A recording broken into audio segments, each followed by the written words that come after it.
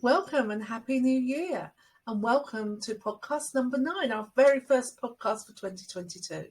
And today, in the spirit of New Year, let's look at some of the cards in the tarot that signal new beginnings.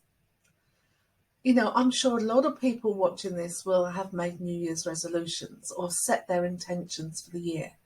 It's that time when we have an opportunity to start afresh and begin again with whatever it is we want to achieve or aim for this year.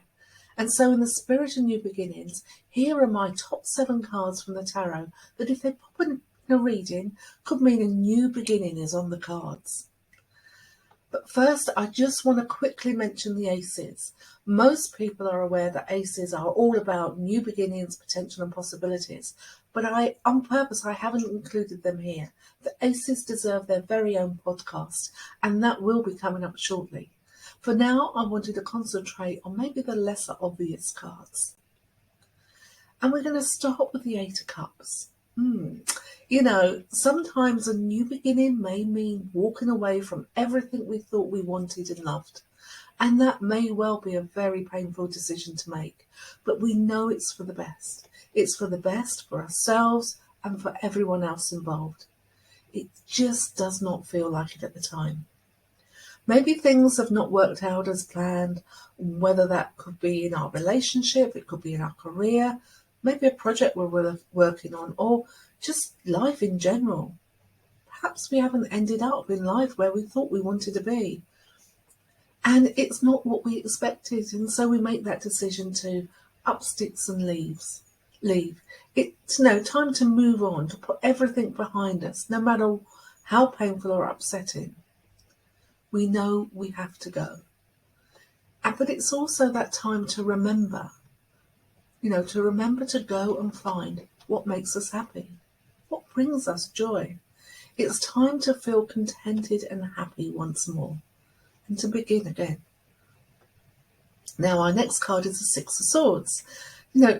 Sometimes it's not always possible to have a new beginning in the place we are currently.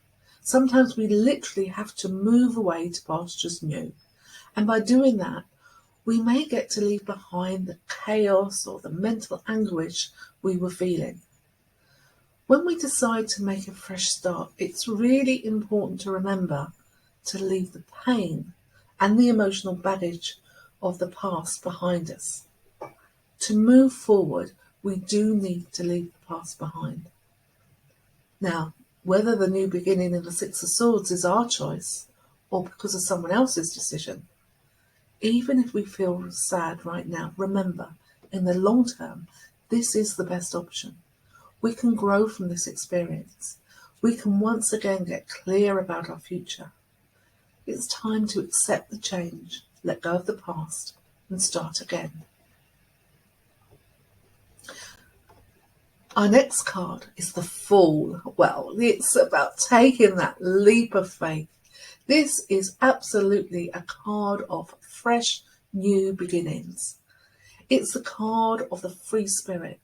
The feeling in this card is pure spontaneity, of going ahead unhindered by the need to make sure that we've dotted every I and crossed every T. We're so excited, we're going to do it anyway.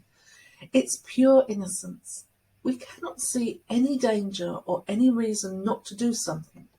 We can only see opportunities and potentials that lie ahead, and we're just going to do it. Next, we have the Hermit. Now, if this pops up in a reading, we have reached a pivotal point in our life, and we need to stop. We need to stop and reflect on where we want to go and what we want to do.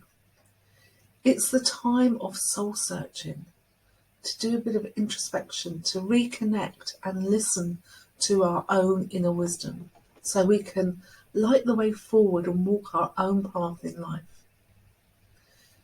All fresh starts in life start with the need to take some time out and reflect on what is important to us. What do we want to do? How do we want to be? The Hermit encourages us to stop, reflect, and listen to our own voices, our own inner wisdom, to discover our own true paths and the way forward. Next, we got the tower. What can I say about the tower that is not obvious? This is having that proverbial rug pulled from under our feet and coming back down to earth with a great big thump. Everything we thought we had or knew has gone, but sometimes when we least expect it, something drastic has to happen so we can begin again. But this time we begin again from a different place than where we were, from a place of strength, honesty, or even spiritual growth. We cannot keep putting old sticking plasters over old wounds and expecting them to heal perfectly. Sometimes we have to rip the plaster off, clean out the wound, and take a different approach to the healing process. But the opportunity we have with the tower is that we can rebuild. We can focus on what we really want, how we want it to be, and start again. But this time with better, stronger foundations and build something much more stable. The experience will help us grow as an individual and enable us to be wiser and more resilient. It's a new beginning based on stronger foundations.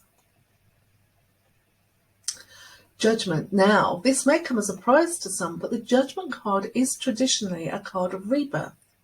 It's indicating that we may need to wake up and make some big decisions that can be life-changing. But before we go ahead with this new beginning, we need to reflect. And we also need to be able to forgive ourselves for any decisions that we've made in the past and love ourselves so we can live a fulfilling life. This fulfilling life is going to allow us to feel complete and liberating, knowing that this fresh start was absolutely the right move to make. It's about trusting ourselves, our intuition, and enjoying the new beginning the Judgment card can bring. And our final card is the World. The saying goes, as one chapter ends, so another begins. The World signifies that we've reached the end of our journey so far. We're older, wiser, and more experienced, and we're ready to walk into the next chapter of our life, buzzing with confidence and satisfaction because of everything that we have done and achieved. So it's time to make sure that we look back and recognise and celebrate all our achievements and all we have learned along the way. And knowing all of that, how does that help us in the next chapter of our life? Well, I hope you enjoyed that quick run through on the cards for new beginnings. When we think about our own resolutions or intentions, which of the cards that we've talked about today do you think best resonate with you? Which one could really help you the most? When you know, try sitting quietly with that card and meditate on its message and see what pops up for you.